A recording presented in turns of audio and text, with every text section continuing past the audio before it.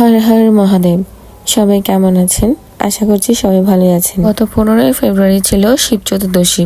শিব চতুর্দশীতে সীতাকুণ্ডে চন্দ্রনাথ পাহাড়ে হাজার হাজার দর্শনার্থীর সমাগম হয়। এই শিব চতুর্দশীকে কেন্দ্র করে কিন্তু সেখানে মেলাও বসে। ফাল্গুন মাসের কৃষ্ণপক্ষে চতুর্দশী তিথি অনেক গুরুত্বপূর্ণ একটি তিথি। কথিত আছে এই দিনে শিব পার্বতীর বিবাহ সম্পন্ন হয়েছিল। এছাড়াও এই বিশেষ দিনের আরো অনেক মাহাত্ম্য আছে।